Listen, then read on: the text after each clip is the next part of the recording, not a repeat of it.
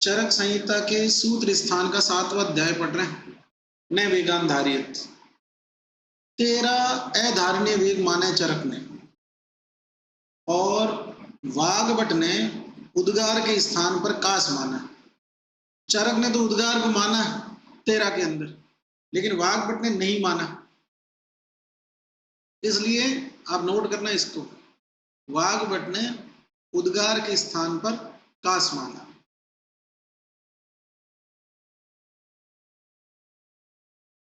देखिए क्या लिखता है स्टार्टिंग में, तेरा आधारणीय वेग की न वेगान धारिये धीमान मूत्र पुरीश न रेतसो न वातस्य न छर्दी न क्षवथु।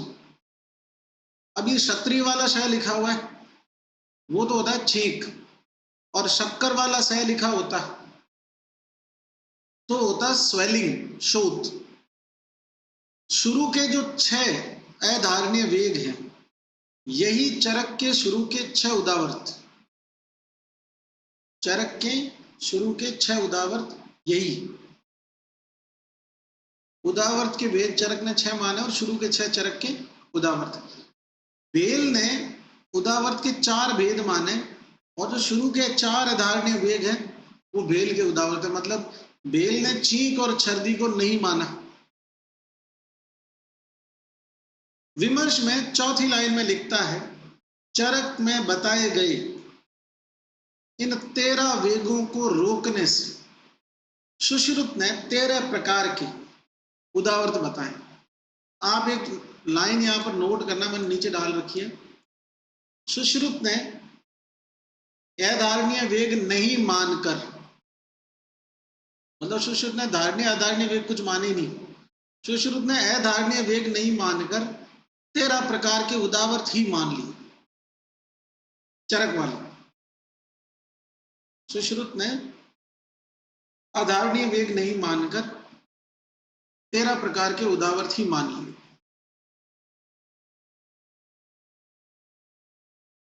सबसे पहले पढ़ते हैं मूत्र वेग विधान। जो नेचुरल अर्जेज है उनको वेग कहते हैं, और उनको धारण करने का मतलब है कि जैसे मूत्र त्याग की इच्छा होगी और मूत्र त्याग नहीं कर रहा है तो ये मूत्र वेग विधारण हुआ। और आचार्य ने 13 ऐसे वेग बताए जिनको धारण नहीं करना चाहिए। उसमें पहला है कि मूत्र वेग विधारण से क्या होगा, बस्ती मेहन शूलम। अब बस्ती का मतलब हो गया वंशन वाला स्थान, मतलब यूरिनरी ब्लैडर में पेन और पेनाइल यूरिथ्रा में पेन। मेहन मतलब पेनिस के संदर्भ इन जगहों पे शूल, तो लिखा मूत्र क्रच। अब लंबे समय तक मूत्र वेग विधारण करने से जो यूरिथ्रा के स्फिंक्टर है उन पर मूत्र का प्रेशर रहता है, और बस्ती में अगर ज्यादा मूत्र इकट्ठा हो रखा होता है तो कंप्रेशन की वजह से यूरिथ्रल ओपनिंग जो है वहां स्वेलिंग आना स्टार्ट हो जाती है। इसलिए मूत्र त्याग के समय पेन होता है। मूत्र क्रच का मतलब आप मानो पेनफुल मिक्चुरेशन। ठीक, तो लिखा है शिरोरुजा। शिरोरुजा का भी मार्क करना, आगे समझाऊंगा। विनाम, विनाम का मतलब शरीर का आगे की तरफ झुक जाना। तो यूरिनरी ब्लैडर के ऊपर जीआई कंटेंट्स होते हैं, अगर पेशेंट सीधा खड़ा रहेगा तो ग्रेविटेशन की वजह से डायरेक्ट बाहर आएगा, किस पे, यूरिनरी ब्लैडर पे। लेकिन अगर आगे की तरफ झुक जाएगा तो जो जीआई कंटेंट है, बॉडी का पोस्चर चेंज होने से सेंटर ऑफ मास चेंज होगा, तो उससे प्रेशर थोड़ा सा हटेगा। तो विनाम का मतलब आगे की तरफ झुक जाना। ठीक, वंशन आना, वंशन आना का सिंपल मतलब ऐसे समझे कि यूरिन रिटेंशन की वजह से यूरिनरी ब्लैडर जो है वो पैल्पेबल हो जाता है, ऊपर उठ जाता है। ये मूत्र वेग विधारण के लक्षण। मूत्र वेग विधारण कर लिया किसी पेशेंट ने, अब क्या चिकित्सा करेंगे अपन देख लो। मैंने आपको अभी समझाया था क्योंकि यहां पर स्वेलिंग हो जाती है जो यूरिथ्रल स्फिंक्टर है उनमें, और पेन और स्वेलिंग को सबसाइड करने के लिए आयुर्वेद में सबसे बेस्ट चीज क्या है? स्नेहन और स्वेदन। तो लिखा है स्वेद अवगाहन अभ्यंगान। स्वेदन अवगाहन मतलब हॉट टब बाथ, अभ्यंग सर्पिश्च औपीडकम, इंपॉर्टेंट मार्क करना, औपीडक घृत का प्रयोग। क्या होता है औपीडक घृत, अभी बात करेंगे। लास्ट लिखा त्रिविध बस्तीकरण, मतलब निरु, अनुवासन और उत्तर बस्ती, तीनों का प्रयोग करना चाहिए। ठीक, आगे लिखता है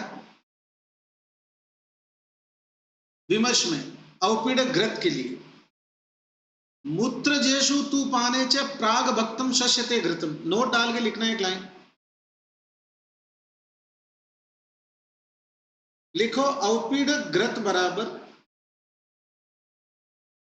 औपीडक घृत बराबर स्नेह की उत्तम मात्रा, स्नेह की उत्तम मात्रा। औपीडक घृत बराबर स्नेह की उत्तम मात्रा, कॉमा करके लिखना।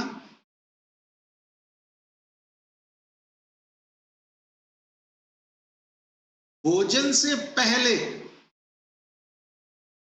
भोजन से पहले तथा भोजन के जीर्ण होने के अंत में, तथा भोजन के जीर्ण होने के अंत में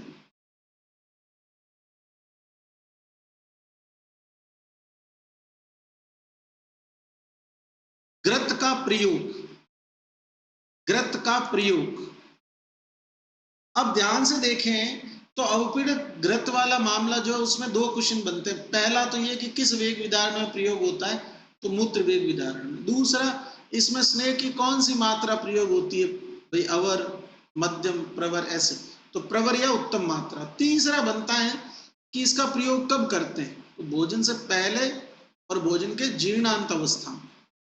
चौथा क्वेश्चन अगर पूछे कोई, तो इस औपीडक घृत में कितनी बार घृत देते हैं एक औषध काल में, या एक बार अगर आपको मेडिसिन यूज करनी है, इसका मतलब आपको 2 बार घी देना है। तो श्लोक में लिखता है योजना द्वयम अवपीडकम एतत् संगत। तो 2 बार मतलब भोजन से पहले, भोजन के जीर्णांतिकम अवस्था में घृत की उत्तम मात्रा देना क्या कहलाता है, औपीडक घृत कहलाता है। नेक्स्ट, पुरुष वेग विदारण। किसी रोगी में मल त्याग की अर्ज है और उसने वेग विदारण कर रखा है, तो जैसे मूत्र वेग विदारण में पेन का हो रहा था बस्ती मेहन में, क्योंकि मूत्र का स्थान वही था, ट्रैक वही था उसके पास आउट होने का, वैसे ही मल का स्थान है लोअर इंटेस्टाइन, तो पेन कहाँ होगा, पक्वाशय।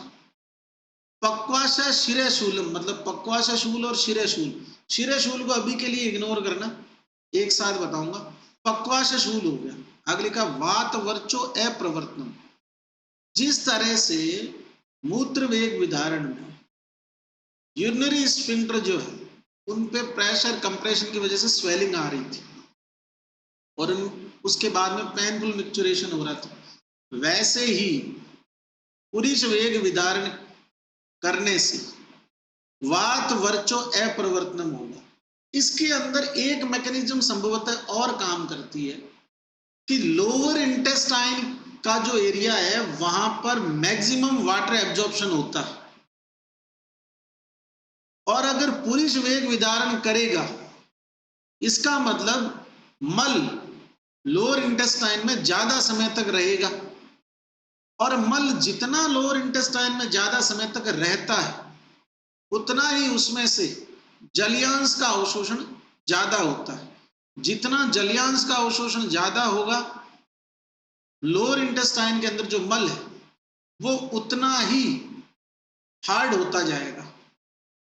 अब ये हार्ड स्टूल बैरियर का काम करेगा, इसलिए न तो पेशेंट को गैस पास होगी और न मल प्रवृत्ति होगी। फिर लिखा है पिंडिको उद्वेशनम, इंपॉर्टेंट है, क्रैम्प्स आने लगते हैं। इसका कारण देखो, क्रैम्प्स दो वजह से आते हैं, एक तो माइक्रो न्यूट्रिएंट्स की डेफिशिएंसी और दूसरा वाटर कंटेंट की डेफिशिएंसी या डिहाइड्रेशन। अब अगर मल त्याग कर देता तो ऊपर की जीआई से ज्यादा जलीयांश युक्त भोजन नीचे आता, उसमें पानी ज्यादा होता, उसका एब्जॉर्प्शन प्रॉपर होता, तो ज्यादा अमाउंट में वाटर और मिनरल्स का एब्जॉर्प्शन होता।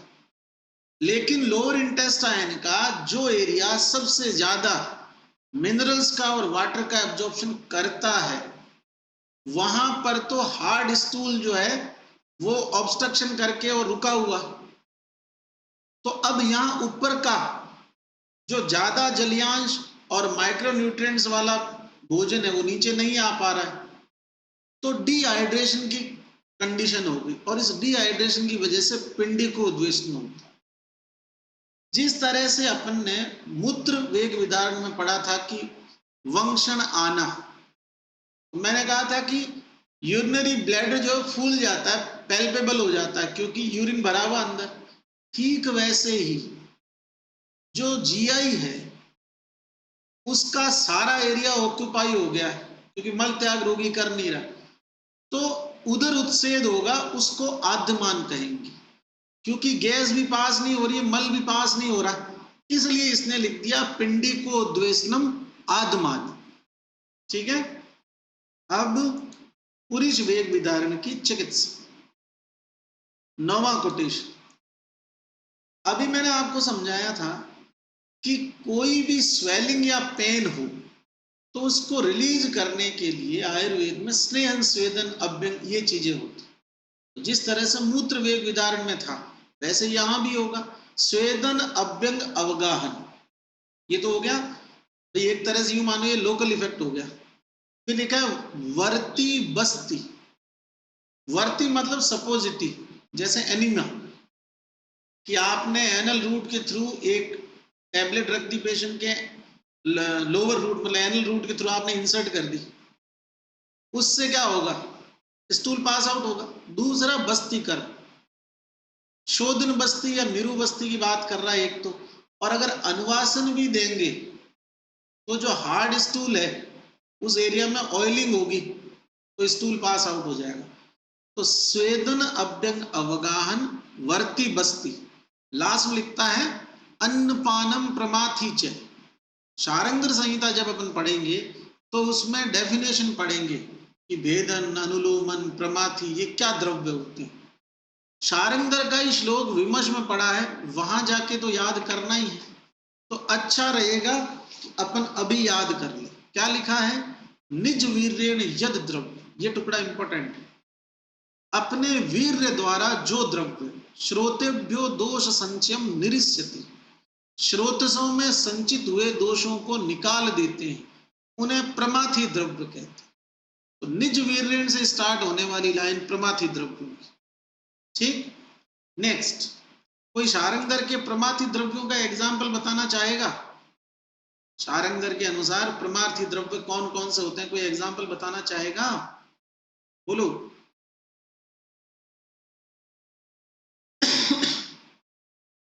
एग्जाम्पल डालना जिन लोगों को याद है उसमें से। 10वां कोटेशन पढ़ रहा हूं और यह है शुक्र वेग विदारण का। जिस तरह से मूत्र किडनी के अंदर इसका फॉर्मेशन होता है, कलेक्टिंग ट्यूब्यूल जो होती है किडनी की या नेफ्रॉन की, वो कलेक्ट करके और राइट और लेफ्ट यूरेटर से यूरिनरी ब्लैडर में इसको डालते हैं और वहां से ये यूरिथ्रा के थ्रू बाहर आ जाता है। ठीक वैसे ही शुक्र का निर्माण वृषणों में होता है और जो शुक्र है वो पेनाइल यूरिथ्रा के थ्रू इजोकुलेट होता है। अब मूत्र और शुक्र के ट्रैक में कॉमन ट्रैक है पेनाइल एरिया, इसलिए मेड्र में पेन वहां भी था, मूत्र में भी, यहां भी है, लेकिन मूत्र वाले में मेड्र प्लस बस्ती था और यहां मेड्र प्लस वृषण है, तो मेड्र वृषण शूलम एक टुकड़ा। दूसरा अंग मर्दो हृदय व्यथा, इसको एक साथ याद करना।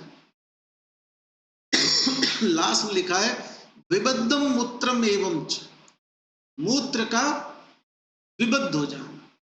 तुम लोगों ने बचपन में या कहीं पढ़ा होगा आयुर्वेद में, मतलब बचपन इन द सेंस जब आयुर्वेद में आए तब, कि मूत्र वेग विदारण से, सॉरी शुक्र वेग विदारण से शुक्राश्मरी बनती है, आयुर्वेद में ऐसा मानते हैं। और शुक्राश्मरी क्या करेगी, पेनाइल यूरिथ्रा को ऑब्स्ट्रक्ट करेगी। तो मूत्र विबंध लिखा हुआ है, मतलब मूत्र बाहर नहीं आ पा रहा, ऑब्स्ट्रक्ट। मूत्र वेग विदारण में मूत्र क्रच था, मतलब पेनफुल मिक्चुरेशन। यहां तो बंद ही हो गया क्योंकि ऑब्स्ट्रक्शन है, वहां तो स्वेलिंग थी, इसलिए पेन के साथ में यूरिनेट हो रहा था पेशेंट।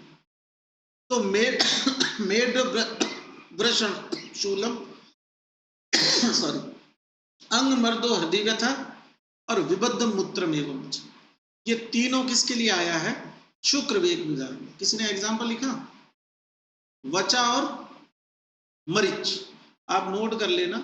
शारंगर के जो परिभाषा प्रकरण में अपन पढ़ते हैं, जैसे प्रमार्थी, भेदन, अनुलोमन, तो उसमें उसके एग्जाम्पल फिक्स है। तो शारंगर के अनुसार प्रमार्थी द्रव्यों के दो ही एग्जाम्पल है, दोनों याद करने, मरीच और वचा। ये लाइन डायरी में लिख देना, शारंगर वाली विमर्श से, और ये दोनों एग्जाम्पल उसके अंदर नोट कर लेना या किताब में लिख लेना। अब शुक्र वेग विदारण की चिकित्सा पद्धति।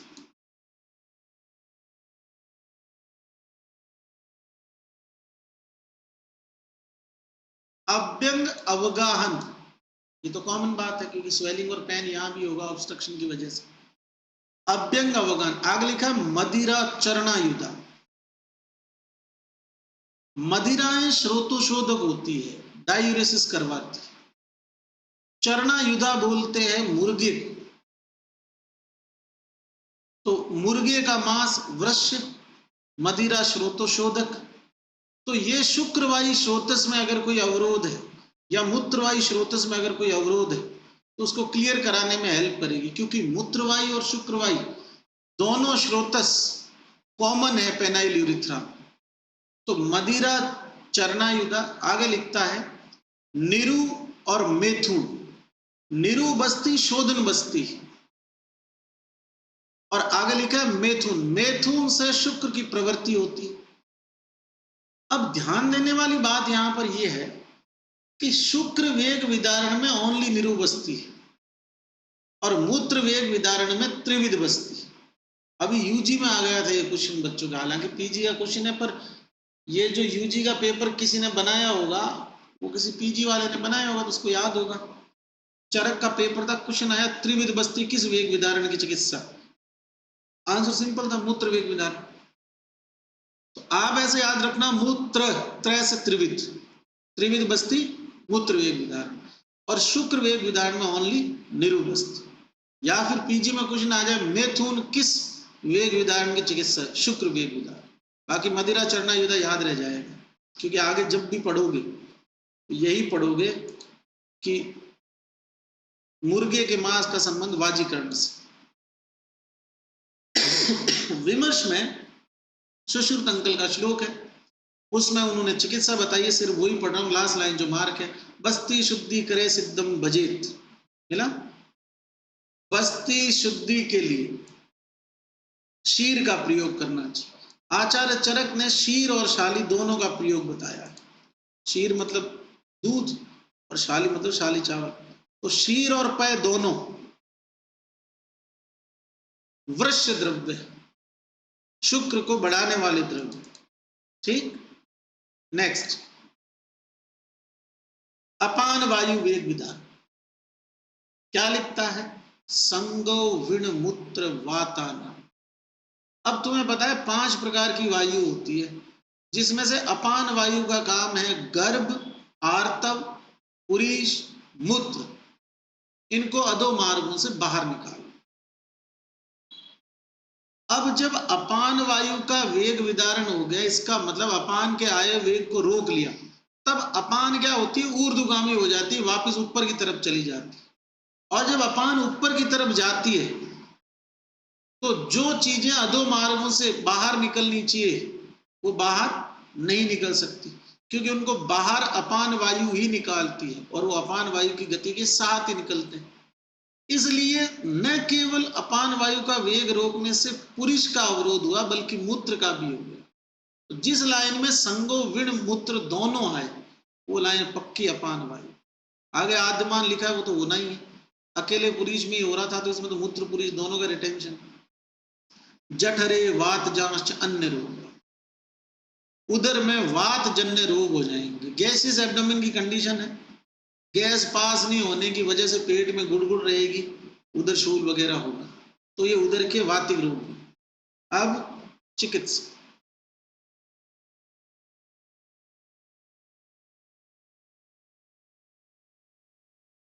स्नेहन स्वेदन, इन दोनों का लोकल इफेक्ट ये है कि ये मृदुता उत्पादक है।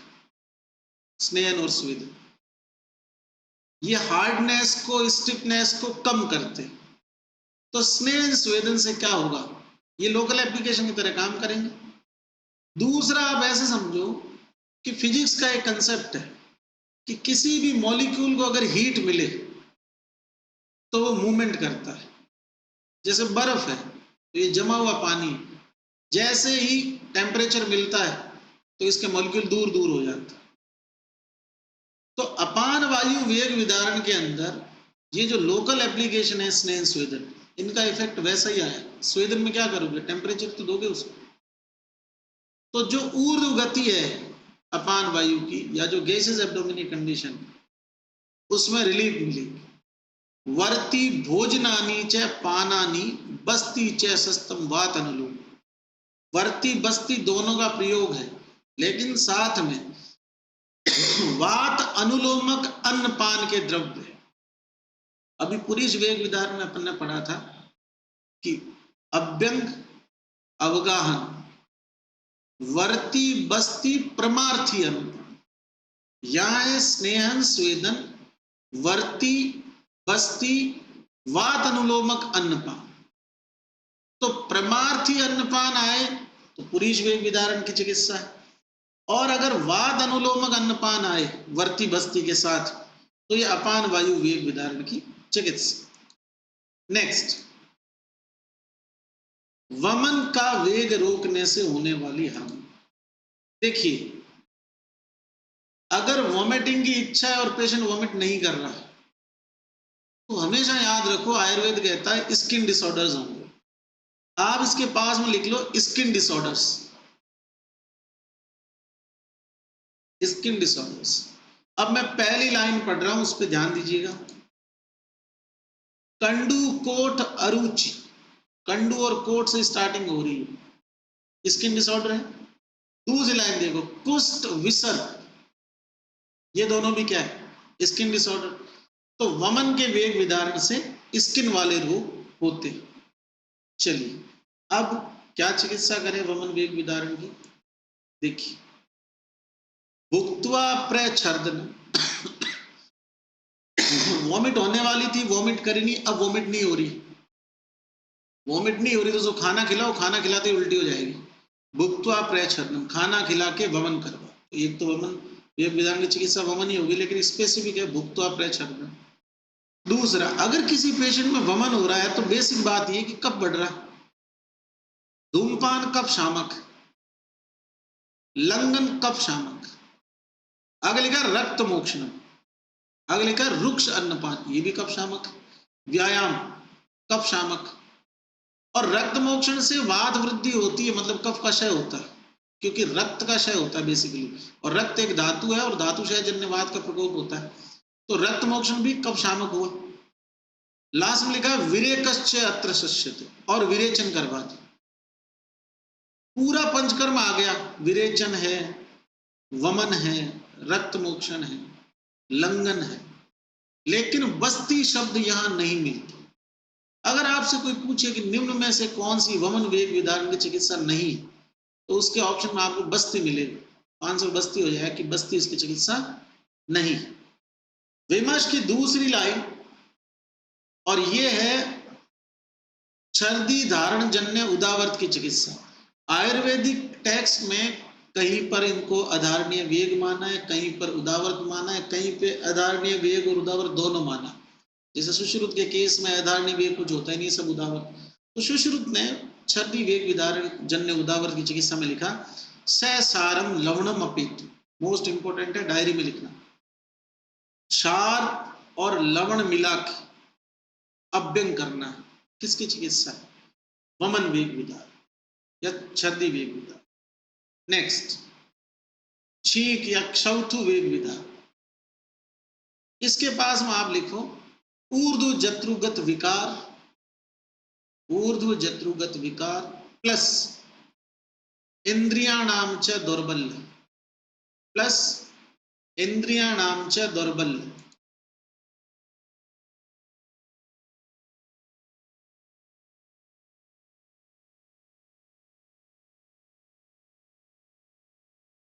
श्लोक पढ़ रहा हूं, मन्नास्तम शिरशूलम अर्दितम अर्दाव भेदकम। मन्नास्तम गर्दन का अकड़ जाना, शिरशूलम सिर में दर्द, अर्दित फेशियल पाल्सी, अर्दाव भेदक माइग्रेन, ये सारे रोग क्लेविकल के ऊपर के।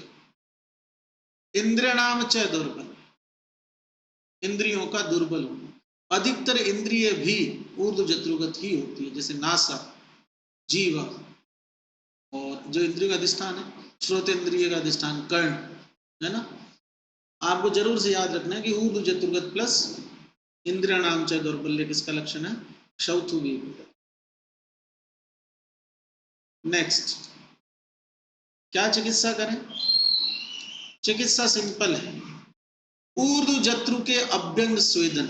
अभ्यंग और स्वेदन, अब लोकली इनका इफेक्ट ज्यादा, कहाँ कराओगे? ऊर्ध्व जत्रुगत एरिया। और क्या करोगे? धूम नावन, धूम और नावन दोनों का इफेक्ट भी ऊर्ध्व जत्रुगत, धूमपान और नावन मतलब क्या? नस्य।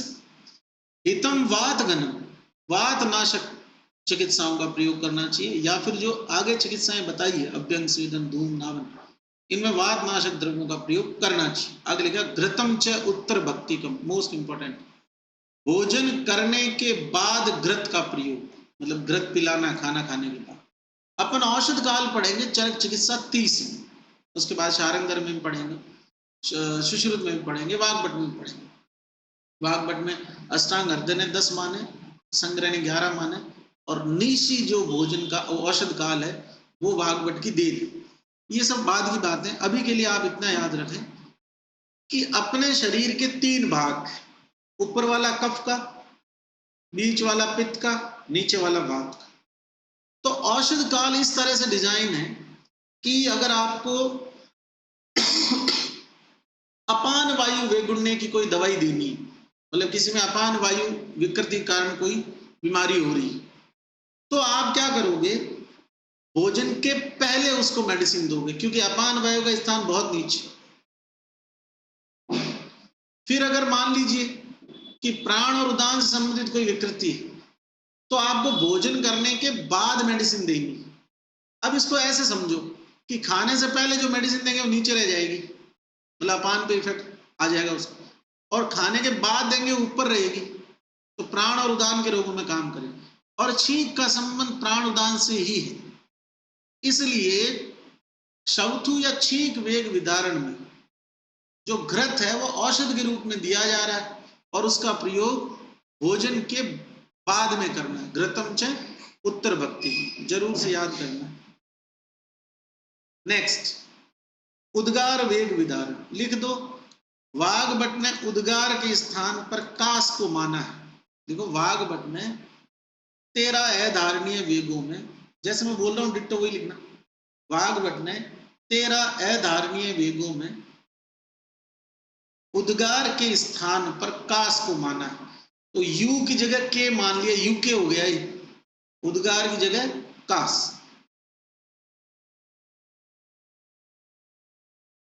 क्या लिखता है सुनना। इक्का श्वास अरुचि कंपो, विबंधो हृदय उर्स, उद्गार निग्रात तत्र, इक्का तुल्य औषध। अब सुनो, एक चीज दिखाता हूं।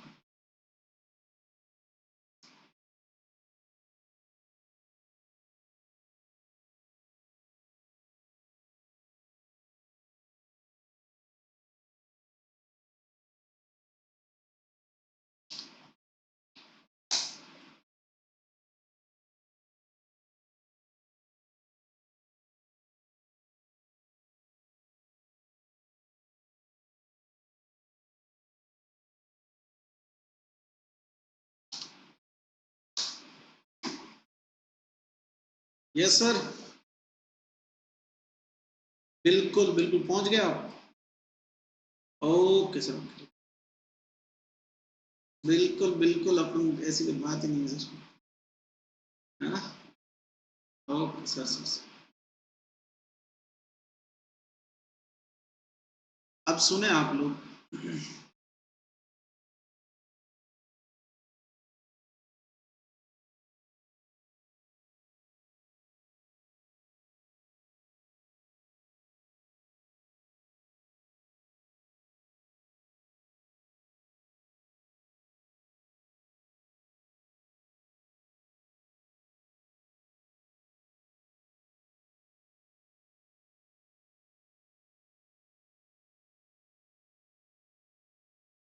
देखिए, ये फोटो भली रेस्पिरेटरी सिस्टम से ज्यादा रिलेवेंट है, लेकिन अपना काम हो जाएगा। मैं जो दिखाना चाह रहा हूँ वो चीज दिख जाएगी।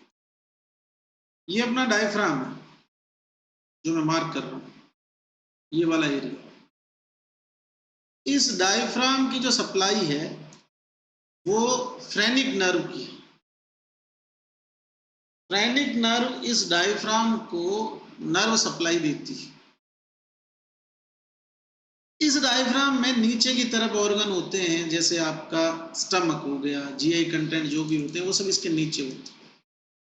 अब उद्गार की बात करते हैं। उद्गार बेसिकली है क्या? स्टमक के अंदर जो गैसेज होती है वो इकट्ठी हो जाती है स्टमक के फंडस वाले पार्ट में, और जब कोई स्टमक के क्रैम्प्स होते हैं या आप भोजन करते हैं तो उस समय पर क्या होता है कि उन गैसेज के पास में एरिया बचता नहीं है, तो कार्डिक स्फिंक्टर जो है स्टमक का, जहां इसोफेगस जुड़ती है, वो ओपन होता है क्योंकि इंटरनल प्रेशर लगता है गैसेज का, और बाहर की तरफ वो गैसेज निकल जाती है। आई बात समझ में? इसको उद्गार कहते हैं। अब अगर उद्गार वेग को धारण किया जाए तो उद्गार वेग को धारण करने का सिंपल सा मीनिंग ये है कि अपन ने क्या कर लिया। 1 सेकेंड, एक और फोटो डाल रहा हूं मैं।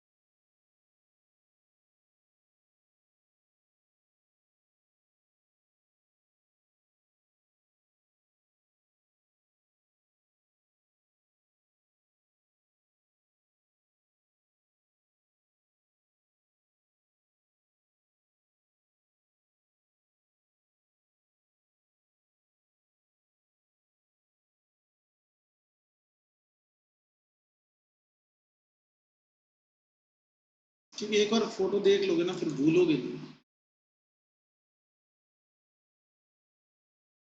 जैसे ये देखो, ये डायफ्राम वाला पोर्शन है, ये ऊपर की तरफ। अब इस डायफ्राम के अंदर मैं ब्लू कलर की लाइन बना रहा हूं, मान लो कि ये नर्व सप्लाई है, ये इसकी फ्रेनिक नर्व की सप्लाई है, और ये कार्डिक स्फिंक्टर है, ये ऊपर ईसोफेगस है, और जो गैसेज होती है वो इस एरिया में होती है जहां अभी मैं मार्क कर रहा हूं, ये फंडस वाला एरिया स्टमक का, यहां इकट्ठी होती है।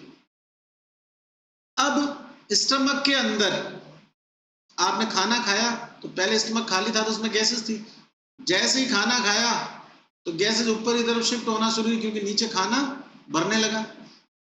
एक लेवल तक फंडस जो है वो फ्लैक्स्ड हो सकता है, स्ट्रेच हो सकता है, लेकिन उसके बाद में उसकी भी अपनी लिमिट है।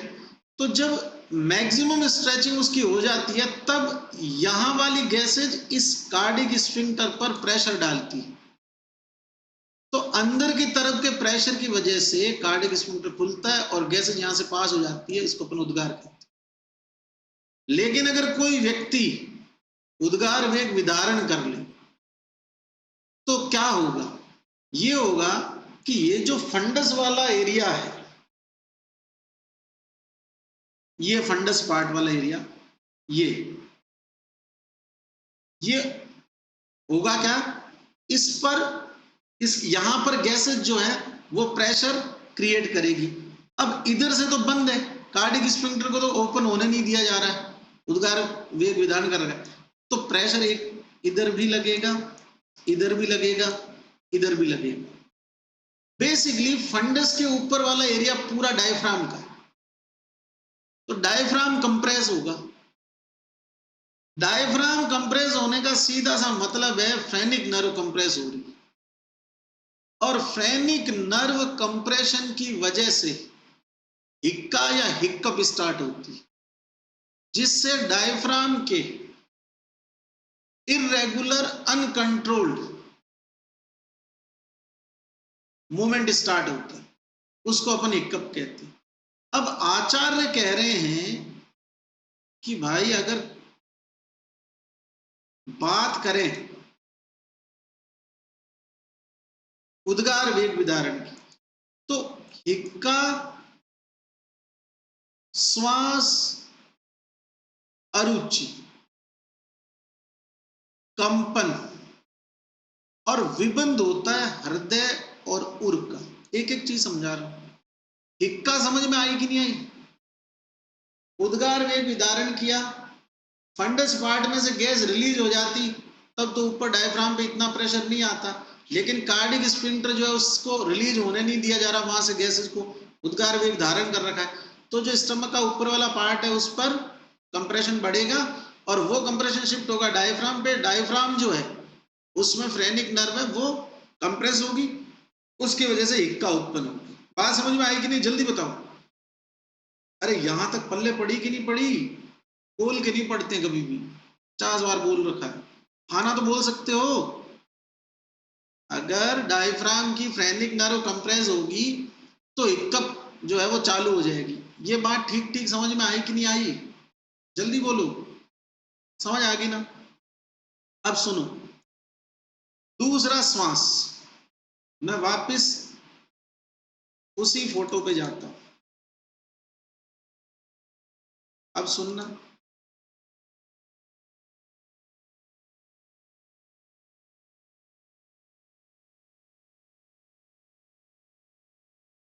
ये डायफ्राम, ये वही फोटो, और डायफ्राम में यहां जो एरिया है ये वाला, यहां स्टमक का फंडस पार्ट जो है वो ऊपर की तरफ इसको क्या कर रहा है, पुश कर रहा है। तो ये प्रेशर जब डायफ्राम पे आया तब तो डायफ्राम शिफ्ट होने जितना हो सकता उतना हुआ, लेकिन फिर कंप्रेस हो गया क्योंकि ऊपर लंग्स है, तो हिक्कप स्टार्ट हो गई। ये कंप्रेशन बढ़ेगा तो लंग कंप्रेस हो, लंग के कंप्रेशन की वजह से श्वास,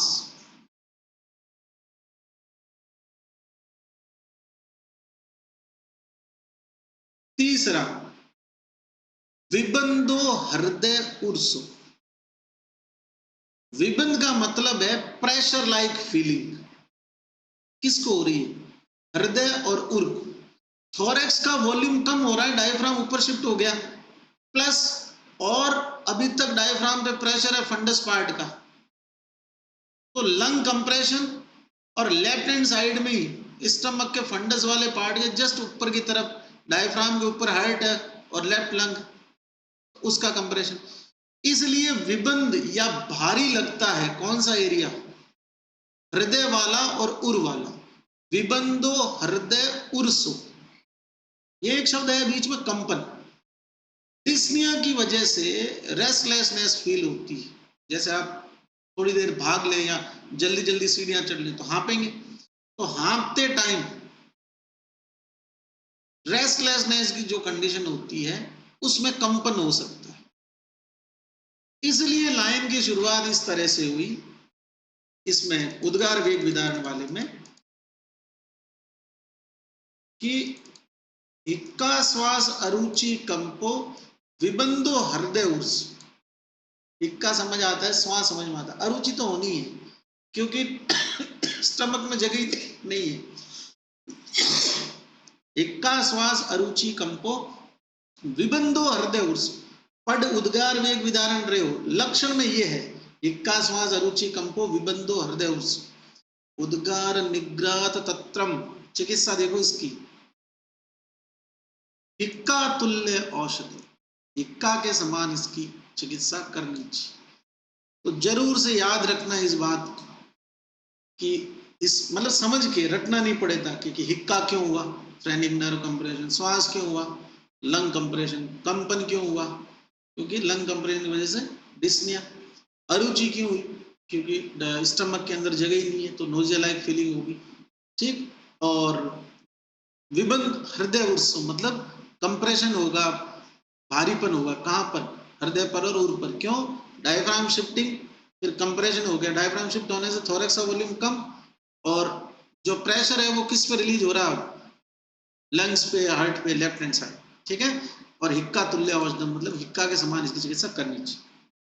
विमर्श में एक लाइन लिखी हुई है, उद्गार वेगे अभिहते भवंती जंतो विकारा पवन प्रसुप्ता, ऐसा लिख, जंतु काट देना, यहां लिख देना घोरा,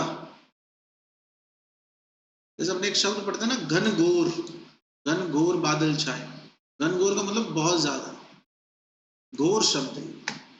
उद्गार वेगे अभियंते भवंती घोरा विकारा पवन प्रसुप्त, ऐसे याद।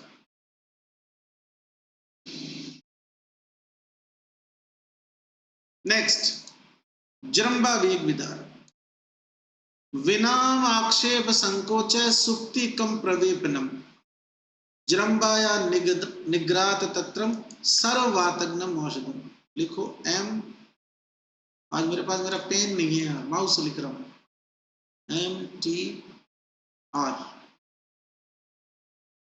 मुझे तुम रटो। ये लाइन सबको याद होनी चाहिए कल, और मैं बिना फालतू की लाइनें याद नहीं कराता, तुम्हें पता है। अगर ये लाइन काम की नहीं होती तो याद करने का नहीं। विनाम से शुरू हो रही, विनाम दो ही जगह पे आता है, एक मूत्र वेग विदारण में, एक जृंभा वेग विदारण। विनाम आक्षेप संकोच सुक्ति कंप प्रवेपनम जृंभाया निग्रात तत्र सर्ववातग्नम औषध, ठीक है। नेक्स्ट 20वां कोटेशन, क्षुधा वेग विदारण, क्षुधा मतलब भूख, बहुत भूख लग रही है और प्रैक्टिकल चल रहा है, खाना नहीं खाया हुआ, कल फास्ट था, आज सुबह उठ के प्रैक्टिकल में आया, सोचा टाइम पे खत्म हो जाएगा, लेकिन खत्म हुआ ही नहीं और रात को बज गए 10, अब क्या होगा। कार्शम दौर्बल्यम वेवर्णम अंग मर्दो अरुचि भ्रम,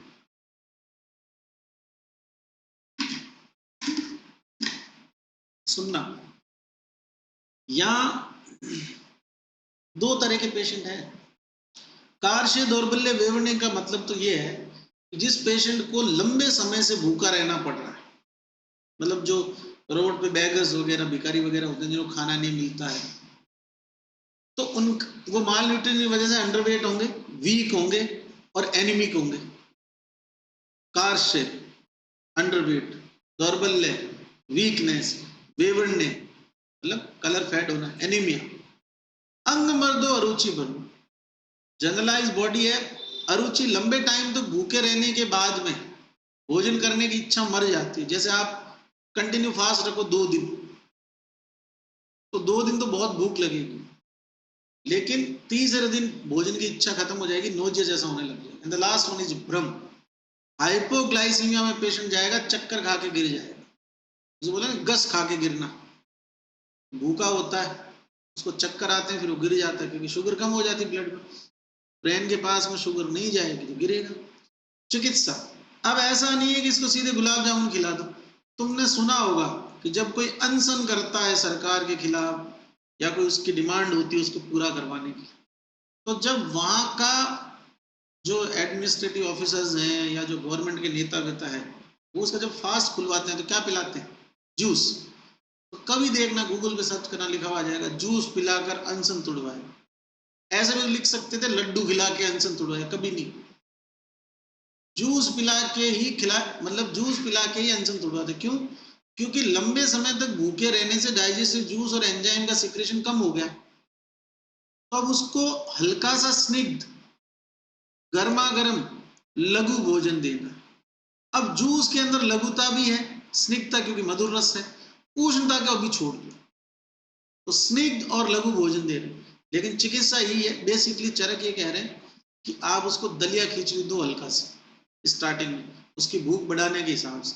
और तुम्हें पता है कि संसर्जन कर्म में ऐसा ही करते हैं, पेया विलेपी यवागु देते, स्निग्ध उष्ण लघु भोजन। तो संसर्जन में भी यही तो लिखा होता है कि उसका सारा डाइजेस्टिव जूस और एंजाइम वमन विरेचन बस्ती से उसके शरीर से निकल गए, तो भोजन पचाने की अग्नि बची हुई नहीं है, तो थोड़ा थोड़ा करके अग्नि को बढ़ाते हैं।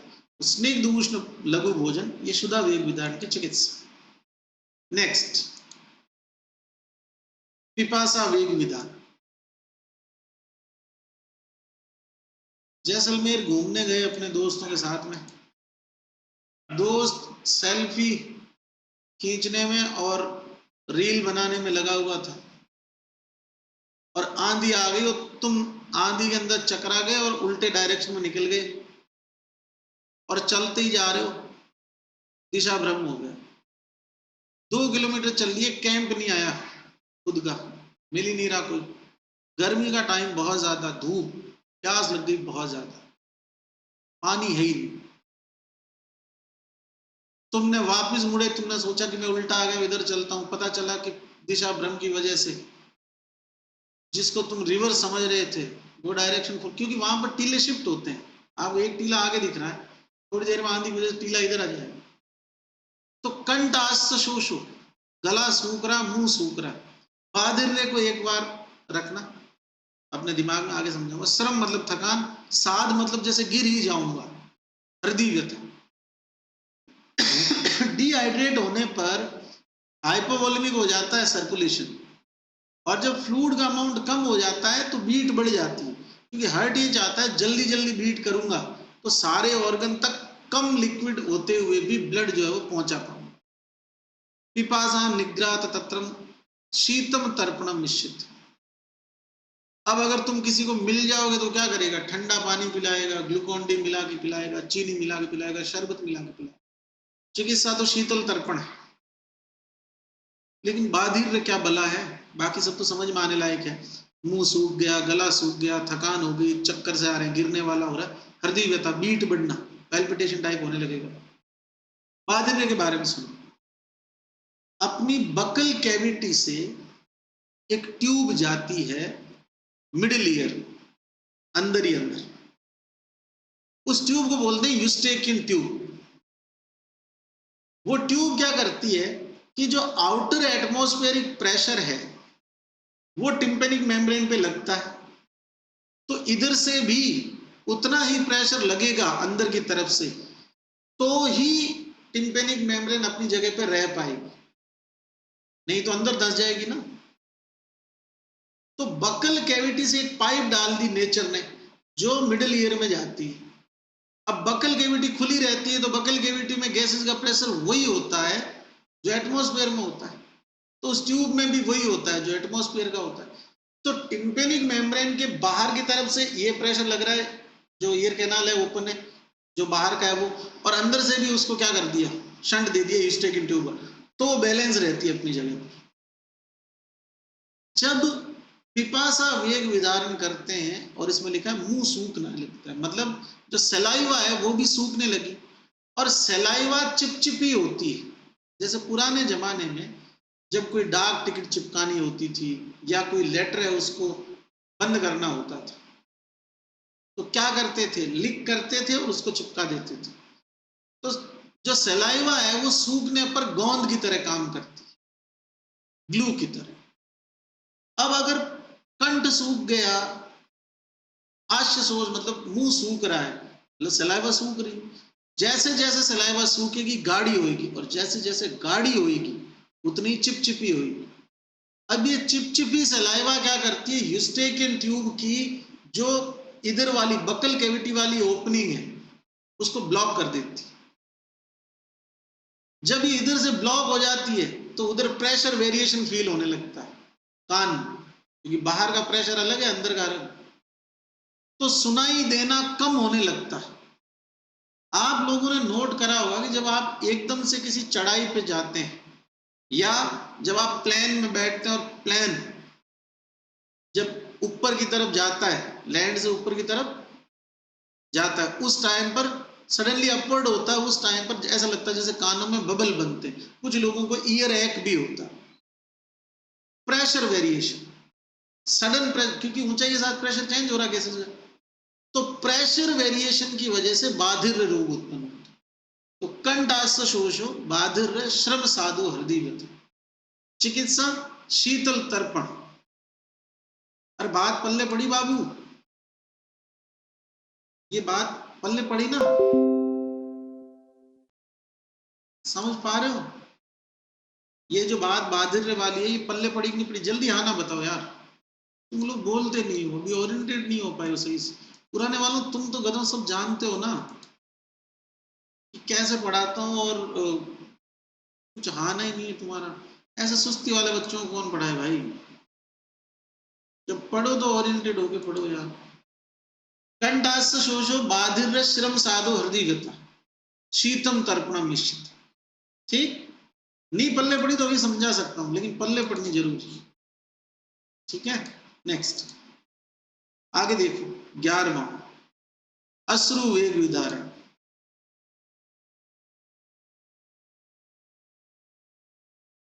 कौन आया? सर नमस्ते। बात करी, उसका गला रुंधा हुआ था, वो रोना चाह रहा था पर रो नहीं पा रहा था। मैंने पूछा क्या हुआ? बोले सर उसकी सगाई हो गई। मैंने कहा सगाई हो गई तो मतलब जो कोई जिस भी स्टूडेंट का नॉन रिलेशन है मेरे लिए, कि मतलब मेरे को पता है जिनके बारे में कि ये दोनों अच्छे दोस्त हैं और इन दोनों ने साथ में फ्यूचर सोच रखा है, ऐसे स्टूडेंट होते हैं ना, कपल टाइप के स्टूडेंट, तो ऐसी कोई गड़बड़ हो जाए, अब वो मेरे से इंटरेक्ट कर रहा है तो उसकी 100% कोशिश रहेगी, वो लड़की भी हो सकती है उसकी जगह, लेकिन लड़कियां थोड़ा सा जल्दी रो देती है, ऐसा है, लड़का इजीली रोता नहीं, तो वो रो नहीं रहा है, मतलब अश्रु वेग विदारण की स्थिति है। प्रतिशायो अक्षिरोगश्च, जो आंसू आंख से नहीं टपकेगा वो नाक से बाहर आएगा, क्योंकि यहां पे पंप लगा हुआ है, जो आई के सिक्रेशंस हैं वो नोज के थ्रू भी रिलीज होते हैं। तो प्रतिशय का मतलब नाक बहना, इस अर्थ में प्रतिशय लिख दिया। अक्षिरोगश्च, अश्रु ग्रंथियां सीक्रेट कर रही है, ये बाहर नहीं आने दे रहा है, तो सारी की सारी पाइप उसकी भरी हुई है, और ये कंडीशन लंबे समय तक चली, आंखें सूजने लगेगी, फिर इससे कंट्रोल नहीं होगा, मतलब रोएगा नहीं भी तो भी आंखें बहनी चालू हो जाएगी। हृदय रोगश्च अरुचि भ्रम, एक्सट्रीम मेंटल कंजेशन की कंडीशन है, बहुत ज्यादा एग्जॉस्टेड है, परेशान है, और कोशिश ये कर रहा है कि मैं रोऊं नहीं, तो अरुचि होना स्वाभाविक है, चक्कर आना स्वाभाविक है। आगे लिखता है अब सर इसका क्या इलाज करेंगे? सर इलाज करेंगे स्वप्नो मध्यम प्रिय कथा। 3 बातें हो सकती है कि एक काम कर, देख अगर ये पता चल गया कि कुछ हो ही नहीं सकता, तो पहली बात तो ये है कि अगर उसको अपन उस टाइम कहें कि पढ़ाई कर ले, नहीं करेगा वो, उसको एक बार खुद को बर्बाद करना है, फिर साल भर बर्बाद करने के बाद में लौट के आएगा, अक्ल आएगी जो। और कितना ही समझा दो, माँ बाप समझा दें, कोई टीचर समझा दे, लेकिन कुछ चीजें हैं ना खुद को बर्बाद करके समझ में आती है, अच्छी वाली ठोकर खाती। तो एलोपैथी के डॉक्टर ऐसे पेशेंट में क्या ट्रीटमेंट देंगे? एल्प्राजोलम लिख देंगे। एल्प्राजोलम क्या करती है? नींद लाती है, क्योंकि इसको अब नींद नहीं आएगी, और नींद नहीं आएगी तो पागलपन बढ़ेगा। इससे अच्छा है कि ज्यादा समय नींद में गुजरेगा तो ब्रेन जो है वो स्ट्रेस कम लेगा, जैसे जगेगा तो थोड़ा स्ट्रेस होगा। और उसमें भी सेडेटिव पिल्स जो है उसने ले रखी है, तो ज्यादा मतलब ज्यादा वो उस पर फोकस नहीं कर पाएगा, ओरिएंटेड नहीं रह पाएगा, तो स्वप्न हो गया एक। दूसरा, इसके दोस्त, आजा भाई दारू पीते, मद्य। अब मद्य जो है ना वेदना स्थापक है, मद्य वही काम करेगा जो अल्पाजोलम कर रही है। लेकिन अगर अल्पाजोलम में मद्य में एक फर्क है, अल्पाजोलम सिर्फ सुलाएगी, मद्य में अगर इसने डोज का ध्यान नहीं रखा तो ये कुछ भी कर सकता है, कुछ भी इन द सेंस खुद के साथ गलत कर सकता है और कोई मिसबिहेव कर सकता है किसी के साथ, क्योंकि फ्रस्ट्रेटेड तो है ही। तीसरा, अगर ये समझदार है थोड़ा बहुत भी और इसके अच्छे दोस्त, तो इसको क्या करेंगे, इसका मन बहला के रखेंगे, अरे कि कुछ नहीं, ऐसा होता है, मेरे साथ भी हुआ था, उसके साथ भी हुआ था, उस लड़की की मजबूरी रही होगी, उसने तो तेरे को सब कुछ बता ही दिया, मतलब जो जेन्युइन सही बात है उसको समझाएंगे और फिर कहेंगे आजा मूवी देखने चलते हैं। तो ये 3 घंटे थिएटर में रहेगा तो कम से कम 2 घंटे तो मूवी के साथ अटैच रहेगा। तो स्वप्न मध्य प्रिय कथा, स्वप्न मध्य प्रिय कथा। अब अगर दोस्त नहीं है तो खुद ही बोतल लाएगा अगर पीने वाला है, और फिर गाना गाएगा, कौन सा, पीता हूं गम भुलाने के लिए।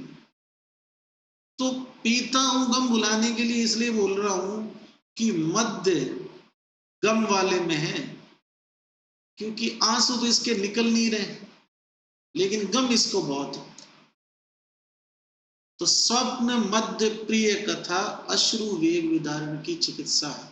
इसको अच्छे से दिमाग बिठा ले। अब तुम सोच रहे होंगे कि ये तो सिंपल सी बात है, इतना बार बार क्यों बोल रहे, क्यों बोल रहा हूं, अभी समझ में आएगा।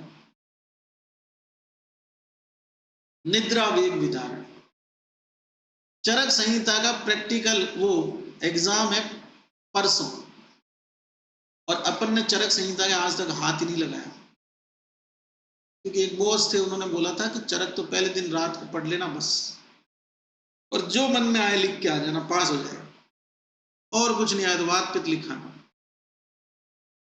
अब इतनी फेवरेबल एडवाइस हो, वो भी किसी बॉस ने बोली है, भला कौन नहीं माने। लेकिन बॉस ने ये नहीं बोला कि मैं 4 बार फेल हुआ था, 5वां अटेम्प्ट में पास हुआ था, और वो तो बॉस ने तो उतना ही बोला जितना उसके लिए उसको अच्छा लग रहा था उतना। अब इस भाई ने उस बात को मान लिया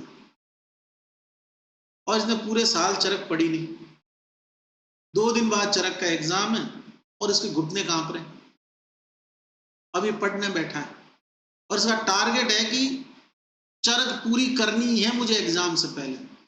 पहले दिन बैठा रहा, सूत्र स्थान के 10वें चैप्टर तक पहुंचा, रात को लेट तक पढ़ा, जैसे तैसे करके सूत्र के 20 चैप्टर हो गए। अगले दिन सुबह 11-12 बजे उठा, क्योंकि लेट तक तो पढ़ रहा था, पूरा दिन पढ़ा, सूत्र स्थान पूरा हो गया। अब एक रात है, निदान विमान शारीर इंद्रिय ये सारे करने, और मॉर्निंग में एग्जाम, तो नींद भी लेनी, लेकिन ये कह रहा है नींद वापस आके ले लूंगा, पर एक बार पूरी चरक देख के तो जाऊंगा। अब रात के 2 बजे इसको बहुत नींद आ रही है और ये नींद लेने की कंडीशन में है नहीं। अभी तो इसके पास इतना भी टाइम नहीं है कि उस बॉस को गाली दे सके फोन करके कि तूने मुझे मरा दिया। अब बॉस के पास में बोलने की है कि मैं तो 5वें अटेम्प्ट में हुआ था, पहले 4 अटेम्प्ट में ऐसे ही किया था।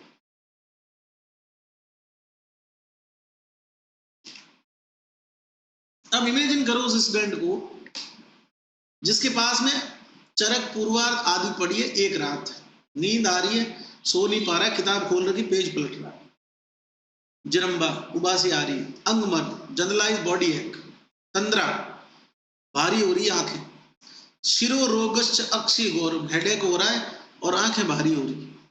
ध्यान रखना अक्षी गौरव है, आंखों के रोग नहीं। प्रतिशायो अक्षी रोगश्च, ये तो उसमें थे जिसमें अश्रु ग्रंथियां फूल गई थी क्योंकि अश्रु बाहर नहीं निकाल रहा था। समझ पा रहे हो? अक्षी रोग होना वाष्प वेग विदारण या अश्रु वेग विदारण, और अक्षी गौरव आंखें भारी होना, अगर कोई मुहावरा भी होना उसका अर्थ होता है नींद आना। ये निद्रा वेग विदारण के लक्षण है। चिकित्सा, चिकित्सा दो ही है। सबसे पहले तो सो जा कि फेल होना तय है, और सोते टाइम पर शरीर टूट रहा है और ये सब हो रहा है, तो संवाहन का मतलब है जैसे बुजुर्ग होते हैं ना घर में, जैसे दादा दादी है, तो मान लीजिए घर में कोई 5-7 साल का बच्चा है और दादाजी सो रहे हैं, तो उसको बोलते हैं आजा बेटा थोड़े पाँव दबा दे मेरे। तो जो पाँव दबाना या शरीर को हल्के हाथ से धीरे धीरे दबाना संवाहन कहलाता। तो हल्के हाथ से धीरे धीरे अगर इसका कोई सिर दबा दे, हाथ पाँव दबा दे, इसको तुरंत नींद आ जाएगी क्योंकि स्टिफनेस आ रखी पूरी बॉडी में। तो स्वप्न संवाहन निद्रा वेग की चिकित्सा है, लेकिन पीना सिर्फ गम में ही है। और इस सेंटेंस को ट्रिक की तरह याद करना है, इसको अप्लाई नहीं करना लाइफ पे। इस सर ने कहा था पीना सिर्फ गम में ही, वो ट्रिक है कि जब गम मतलब आंसू वाली बात हो तो ही मध्य आएगा। निद्रा वेग विदारण में मध्य नहीं है, स्वप्न और संवाहन है। स्वप्न दोनों में कॉमन है, निद्रा में भी और अश्रु में। आई बात समझ में? चलिए नेक्स्ट, विमर्श में सुश्रुत से निद्रा वेग विदारण जन्य उदावत की चिकित्सा। इमेजिन करो कोई छोटा सा बच्चा है और वो सो नहीं रहा रात को, तो उसकी मम्मी उसको कैसे सुलाएगी? लिख लेना इसके पास में, लोरी गाकर दूध पिलाकर सुला दिया। लोरी गाकर दूध पिलाकर सुला दिया छोटे बच्चे को। देखा, पिबेत शीरम दूध पिलाकर, सुअपीच इष्ट कथारतम। इष्ट कथा मतलब सोते टाइम बच्चों को जो कहानियां सुनाते हैं, लोरी सुनाते हैं, वो। सुश्रुत ने निद्रा वेग उदाहरण में ऐसा लिखा है। लास्ट 13वें नंबर का अधारणीय वेग है श्रमजन्य श्वास। Practical roll number 1, Ashok, Anisha, Abhishek, Aarav, Ayushi, Ashutosh, Akshay, ये जो नाम वाले। अब रोल नंबर 1 है, प्रैक्टिकल स्टार्ट हो गया, व्हाट्सएप ग्रुप में मैसेज आ रहे हैं, और ये कॉलेज से 4 किलोमीटर दूर फंसा हुआ ट्रैफिक, जल्दी जल्दी आया, और प्रैक्टिकल हो रहा है 4th फ्लोर पे, और ये जा रहा है सीढ़ियां चढ़ के, ऊपर जाते जाते सांस फूल जाएगी। अंदर से टीचर चिल्ला रहे रोल नंबर 1 कहाँ है, एग्जाम है, इसको पता नहीं है क्या, टाइम पता नहीं। अब ये बेचारा जाके वहां बैठ गया। अब अगर उस एग्जामिनर के सामने ही यहाँ पे जोर जोर से, मतलब सांस फूल रही है, तो जोर जोर से सांस ले, इसे पता है कि गुस्सा हो जाएगा, तो इसने उस सांस को दबा लिया और बहुत कोशिश कर रहा है कि जो श्रमजन्य श्वास है उसके वेग, मतलब जल्दी जल्दी हाँप रहा है, उसको स्मूथली सांस ले पाए। ऐसा करने से क्या होगा? गुल्म हृदय रोग समूह, एयर लंप बन जाएंगे। हृदय रोग कोई चेस्ट कंप्रेशन वाली बात है, और सम्मोह का मतलब कोलैप्स होना। अब हाँपने का कारण क्या है? ब्लड में ऑक्सीजन लेवल कम हो रहा है, तो जल्दी जल्दी सांस लेता तो रेगुलेट हो जाता, लेकिन ये भाई साहब तो हाँप नहीं सकते ना, तो लंबे समय तक O2 का परसेंटेज अगर कम रहेगा तो कोलैप्स होगा। सम्मोह। चिकित्सा क्या करे? विश्राम। उसको बोले बेटा तू 5 लोगों के बाद में आ जाना, कोई बात नहीं, आराम से बाहर जाके थोड़ा रेस्ट कर, मुंह हाथ धो और रिफ्रेश होकर आ जा। वाद घनश्च क्रिया है। तो विश्राम किस वेग विधान की चिकित्सा है? श्रमजन्य श्वास और वात नाशक क्रिया। जम्बा वाला श्लोक मुझे पक्के से याद चाहिए कल सबका। अगर जम्बा वाला याद नहीं करके आए तो फिर मुझसे बुरा कोई नहीं होगा। ठीक, इस तरह से अधारणीय वेग आपके होते हैं पूरे। धारणीय वेग अपन पढ़ेंगे कल, और कल जो आज 13 अधारणीय वेग पढ़े वो याद नहीं हुए तो आगे क्लास नहीं कराऊंगा।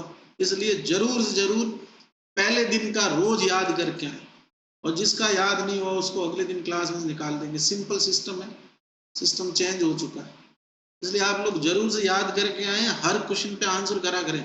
आपको खुद को आंसर किए हुए आंसर एग्जाम में याद आएंगे कि यार सर ने पूछा था पढ़े टाइम, मैंने खुद ने आंसर किया। गलत करोगे तो भी याद आएगा कि अरे यार मैंने गलत किया था, सही है, तो इतना याद आएगा। ठीक है, कल मिलते हैं।